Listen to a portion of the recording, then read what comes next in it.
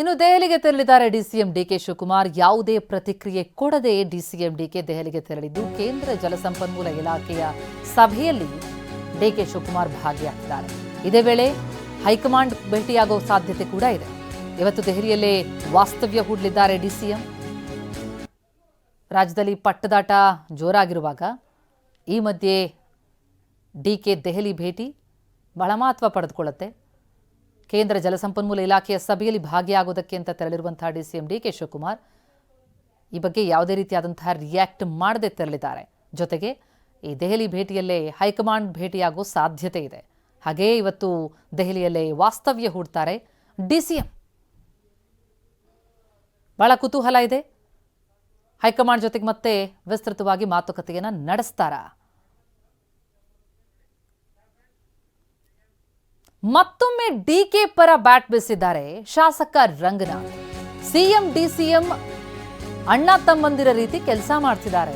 ಅಲ್ಲೇನೋ ಒಪ್ಪಂದ ಆಗಿದೆ, ಆ ಒಪ್ಪಂದದ ಪ್ರಕಾರ ಸರಿಪಡಿಸ್ತಾರೆ. ಅಂದ್ರೆ ಹೈಕಮಾಂಡ್ ಸರಿಪಡಿಸುತ್ತೆ ಅನ್ನೋದು ಶಾಸಕರ ನಂಬಿಕೆ. ಮುಂದಿನ ದಿನಗಳಲ್ಲಿ ಎಲ್ಲವನ್ನ ಹೈಕಮಾಂಡ್ ಸರಿಪಡಿಸುತ್ತೆ ಅಂತ ಕುಣಿಗಲ್ ಶಾಸಕ ರಂಗನಾಥ್ ಪ್ರತಿಕ್ರಿಯೆ ವ್ಯಕ್ತಪಡಿಸಿದ್ದಾರೆ.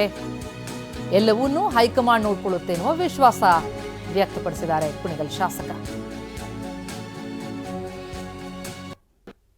ಸದನದಲ್ಲಿ 2.5 ವರ್ಷ ಅದು ಆಗಲಿ ಇಲ್ಲ ಅಂತ ಅಧಿಕೃತವಾಗಿ ಹೇಳಿಕೆ ಕೊಟ್ಟಿದ್ದಾರೆ. ಏನು ಹೇಳ್ತೀವಿ? ಎಲ್ಲೋ ಒಂದು ಕಡೆ ಒಪ್ಪಂದ ಆಗಿದೆ ಅಂತ ಉಪಮುಖ್ಯಮಂತ್ರಿ ಸಾಹೇಬರು ಹೇಳಿದ್ದಾರೆ. ನಾವು ಅದನ್ನು ನಂಬಿದ್ದೇವೆ. ಸೊ ನಾವು ನಮ್ಮ ಮುಖ್ಯಮಂತ್ರಿ ಸಾಹೇಬರು ಮಾತು ಕೊಟ್ಟಿದ್ದೇನೆ, ಯಾವತ್ತೂ ಹಿಂದೆ ಹೋಗೋದು ಸರಿಯಲ್ಲ. ಸೊ ಹಾಗಾಗಿ ಎಲ್ಲದೂ ಸರಿ ಹೋಗುತ್ತೆ ಅಂತ ನಾನು ಭಾವಿಸ್ತೇನೆ. ನಾನು ಸೂಕ್ತ ಸಂದರ್ಭದಲ್ಲಿ ಸೂಕ್ತವಾದಂಥ ನಿರ್ಧಾರವನ್ನು ತೆಗೆದುಕೋತಾರೆ ಅಂತ ಅವತ್ತಿಂದ ಹೇಳ್ತಾ ಇದ್ದೀನಿ. ಆಗುತ್ತೆ ಅಂತ ನಾನು ಭಾವಿಸ್ತೇನೆ. ನಾನು ಈಗ ನಿಮಗೆಲ್ಲ ಗೊತ್ತಿದ್ದಂತೆ ಮಾನ್ಯ ಮುಖ್ಯಮಂತ್ರಿ ಸಾಹೇಬರು ಮತ್ತು ಉಪಮುಖ್ಯಮಂತ್ರಿ ಸಾಹೇಬರು ಅಣ್ಣ ತಮ್ಮದಿರ ಥರ ಕೆಲಸ ಮಾಡ್ತಾ ಇದ್ದಾರೆ. ಅಲ್ಲೇನೋ ಒಂದು ಕಡೆ ಒಪ್ಪಂದ ಆಗಿದೆ. ಆ ಒಪ್ಪಂದದ ಪ್ರಕಾರ ಹೈಕಮಾಂಡರು ಎಲ್ಲರೂ ಸರಿಪಡಿಸ್ತಾರೆ ಅನ್ನೋ ವಿಶ್ವಾಸ ನಮ್ಮೆಲ್ಲರ ಶಾಸಕರಿಗಿದೆ.